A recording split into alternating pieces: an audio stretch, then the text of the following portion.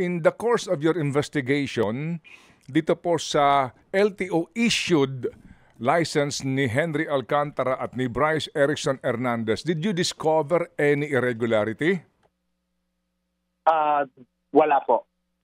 Doon po sa kanilang in-issue po talaga ng LTO, it was issued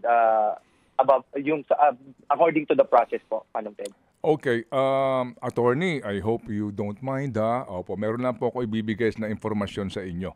Opo, kasi kung talaga pong sinuri ninyo itong mga lisensya ni Henry Alcantara at ni Bryce Erickson Hernandez, ito ho'y peripheral issue lamang issued by LTO, hindi nyo na-discover na itong si Henry Alcantara ay professional driver's license holder at hindi siya dumaan sa student permit, sa non-pro, etc. Nag-jump siya kaagad, magmula nang siya nakakuha ng lisensya. Ang taon po nito ay sa aking pong pagkakaalam ay 2010.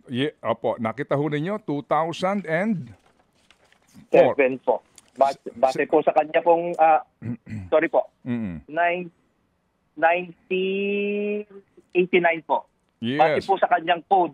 Base po sa kanyang code ng lisensya, 1989 po na issue ang kanyang unang lisensya po. Opo, 1989, pero maliban po doon, yung kanya pong, wala kayong nakitang discrepancy sa dalawang ito na nakakuha po ng LTO license?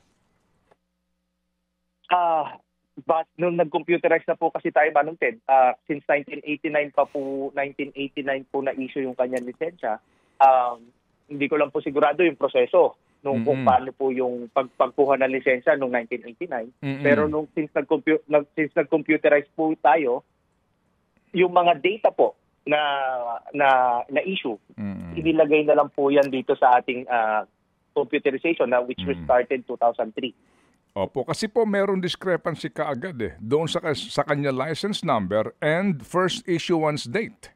May discrepancy, 2006 yung kanyang first issuance date. Anyway, kasi po, in the course nga po ng pag-aalam ninyo, dito po sa mga umano'y paggamit ng fake driver's license, mukha pong, ewan ko lang po baka maaari ho ninyo ma-review ulit. Itong dalawang ito, as alleged, nakakuha din po ng lisensya diyan sa Bulacan, office ng LTO, ng diretsyo. Wala pong student permit na dinaanan.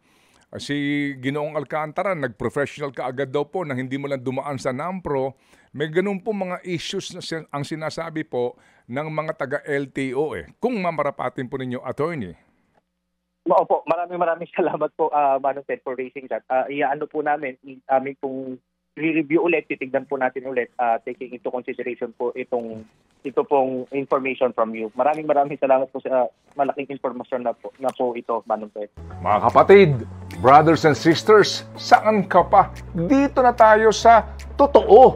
Dito na tayo sa True FM. Mga kapatid, mag-subscribe and follow po kayo sa social media accounts ng True Network PH. Yan po kami. Hanapin nyo lang True Network PH, Facebook, Instagram, YouTube, TikTok, and podcast. Mapa Apple or Spotify man yan, mahahanap nyo kami. Lahat ng mga napapanood at napapakinggan nyo po sa programa, nasa social media accounts namin yan. So, paano mga kapatid? See you sa social media!